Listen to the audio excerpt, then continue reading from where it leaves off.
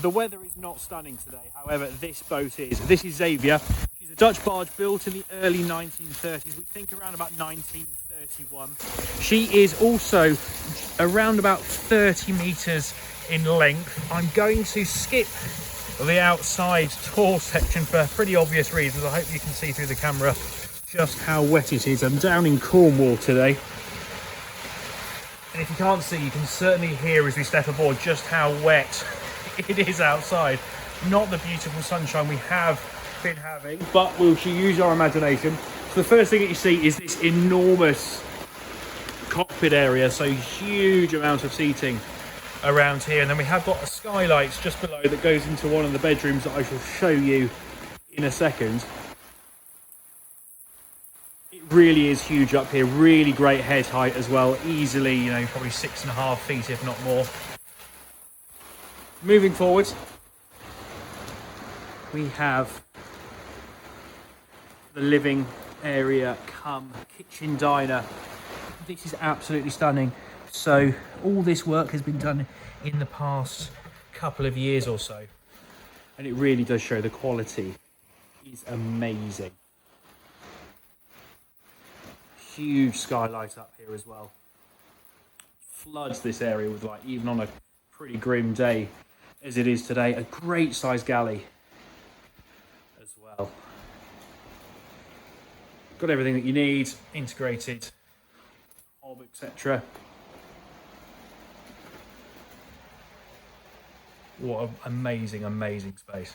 The quality, I hope it does show through on the video, but the quality of the materials used is absolutely amazing. Lovely old style radiators, you know, it's really got everything done in the interior has been done really sympathetically, that it does reflect and respect the boat's age, but is equally, you know, modern, functional and very habitable.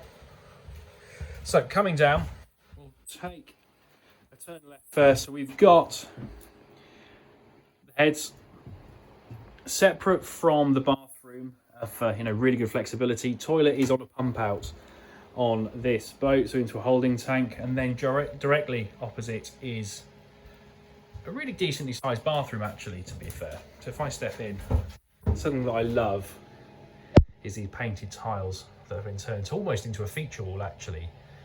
Really, really stunning. And then a huge roll top bath. Continuing forward, we can go left or right. Let's go to the right. This is the slightly smaller of the two double rooms that we've got in the bow, but still of a great size. The headroom throughout the boat is, you know, is huge. Down here as well, again, you know, 6.5, 7 foot. No, maybe probably about 6.5 feet, I'd say, in headroom. Then into the slightly larger of the two bedrooms. So we call this the primary bedroom. And again, you can just see how sympathetically this has all been done. It is stunning.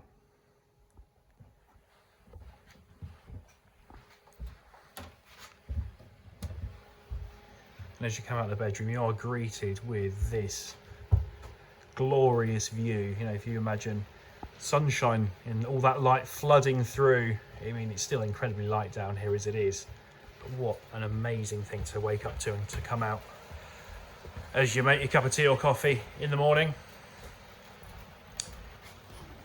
Now, we're going to lift up these steps and we're going to take a step down. So this is not the engine space. It's very important to mention that, but it's got everything else. We've got a huge immersion tank in here, fuse panels, and we've got a heating control unit. And then all along this back wall, we've got almost every bit of kit that you could want, really, to be fair. So this is the slightly darker corner, so hopefully everything is showing through. Big old battery bank, and then we've got distributors, etc. We've got solar panel control, so battery charging. And then if I just touch that screen, that flashes up so we can see exactly what the batteries are doing. And it continues. So down here, we've got inverters and the like. You know, it's got absolutely everything that you'd want as a liveaboard. Lots of capacity. We've got solar. We've got everything. Back up into the main living space.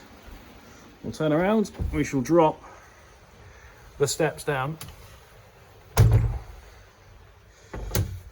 Go up them, and then in here we have another bathroom. So a slightly more utilitarian space, but still really very well appointed. Bit of a hip bath come shower. So giving you lots and lots of flexibility, and then a washing machine just tucked behind the door. Now what we're going to do is peek through the curtain. And we have a completely separate area. So this door that you see just here can swing shut and can be secured, and then we are entering the wheelhouse. So if I swing round, so we started down there, we've now come to the stern. Look at the size of that wheel, that is amazing. So obviously the boat is of an era, and her navigation systems and control panels, etc., are equally of an era, but all still very much functional. Now, the reason why this separate area is important, shall we say, is because the current owners, as we step down, actually Airbnb this section out. And what they have said to me is that the fees that they gain from letting this out during the summer season, although they don't do it all that much, they do it sort of as and when it suits them, etc. But the fees that they do earn pay for their mooring fees for the year. So it's not in full-time use, and it is a self-contained one bed, almost sort of studio type of situation, but it's amazing. It's been dubbed the captain's quarters because we are so close to the wheelhouse, but it's just amazing. It really is. So even if you weren't going to Airbnb this out, and maybe you've got a slightly older teenager that wants their own space, or just a guest area for when you do have guests come aboard, you've got that, and then they've got their own sort of separate area, some privacy, and you're not getting on top of each other first thing in the morning to, you know, brush your teeth and all of that sort of stuff. You can all have your own rhythm. We've got some lovely pocket doors on here as well. Absolutely stunning. So if I open that one up, you see a pocket door there and another pocket door there. So each of those areas can be sectioned off if you want to. View from the heads, which isn't bad. We're at low tide, as you can obviously see. Just imagine glorious sunshine. That's the vibe that we're going for. I think let's carry on back up.